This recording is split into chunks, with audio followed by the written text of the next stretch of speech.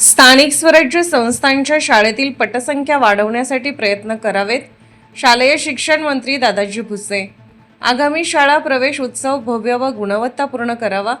आगामी शाळा प्रवेश उत्सव भव्य, आकर्षक व परिणामकारक पद्धतीने राबवून स्थानिक स्वराज्य संस्थांच्या शाळांमध्ये पटसंख्या वाढवण्यासाठी ठोस प्रयत्न करावेत, असे निर्देश शालेय शिक्षण मंत्री दादाजी भुसे यांनी बैठकीत दिले. जिल्हा परिषद नाशिक येथील सभागृहात शिक्षण विभागाच्या जिल्हास्तरीय आढावा बैठकीत मंत्री श्री भुसे बोलत होते. यावेळी जिल्हा परिषदेचे मुख्य कार्यकारी अधिकारी ओमकार पवार, माध्यमिक व उच्च माध्यमिक शिक्षण मंडळ नाशिक विभागाचे अध्यक्ष डॉ. सुभाष बोरसे, शिक्षण उपसंचालक नाशिक विभाग संजय राठोड, जिल्हा शिक्षण व प्रशिक्षण संस्था DIET नाशिकच्या प्राचार्या रंजना लोहकरे, शिक्षण अधिकारी प्राथमिक साईलता सालमेटी, शिक्षण अधिकारी योजना सरोज जगताप, उपशिक्षण अधिकारी माध्यमिक रामचंद्र बोडके, तसेच नाशिक व मालेगाव मनपाचे प्रशासन अधिकारी, गटशिक्षण अधिकारी, लेखा अधिकारी, पंचायत समितीचे अधिकारी व शिक्षण विभागातील अधिकारी उपस्थित होते. मंत्री श्री भुसे यांनी जिल्ह्यातील शिक्षण विभागाचा सर्वकष आढावा घेतला. ते म्हणाले की आगामी शाळा प्रवेश उत्सवाच्या निमित्ताने पालकांमध्ये विश्वास निर्माण करण्यासाठी तसेच स्थानिक स्वराज्य संस्थांच्या शाळांमध्ये प्रवेश संख्या वाढवण्यासाठी विशेष प्रयत्न करावेत. यासाठी ग्रामपंचायत, नगरपालिका, लोकप्रतिनिधी व समाज यांचा सक्रिय सहभाग सुनिश्चित करावा. विद्यार्थ्यांच्या शैक्षणिक गुणवत्ता वाढीसाठी निपुण महाराष्ट्र अभियान प्रभावीपणे राबवावे. विद्यार्थ्यांच्या वाचन, लेखन आणि गणित कौशल्याचे नियमित मूल्यमापन करून आवश्यक त्या सुधारात्मक उपाययोजना कराव्यात.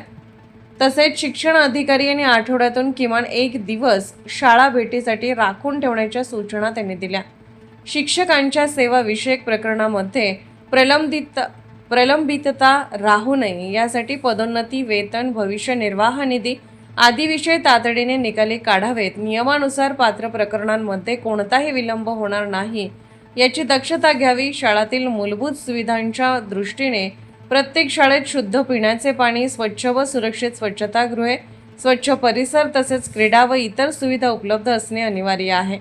ज्या शाळांमध्ये दुरुस्ती, रंगरंगोटी किंवा इमारत सुरक्षिततेची आवश्यकता आहे त्या कामांना प्राधान्याने पूर्ण करावे. धोकादायक इमारती तात्काळ निष्क्रिय करून विद्यार्थ्यांच्या सुरक्षिततेस प्राधान्य द्यावे. प्रत्येक शाळेचा वस्तुनिष्ठ चार्ट तयार करून त्यानुसार नियोजन करण्याचे निर्देश देण्यात आले. CSR निधी, शासनाच्या विविध योजना आणि लोकसहभाग यांच्या माध्यमातून आवश्यक सुविधा उभाराव्यात. माझी शाळा माझी जबाबदारी या संकल्पनेतून समाजाचा सहभाग वाढवावा. शिक्षण अधिक आधुनिक करण्यासाठी प्रयोगशाळा, क्रीडांगण आणि कृत्रिम बुद्धिमत्ता, AI लॅब यासारख्या सुविधा उभारण्यावर भर द्यावा. विद्यार्थ्यांना अनुभवाधारित शिक्षण मिळावे यासाठी तंत्रज्ञानाचा प्रभावी वापर करावा.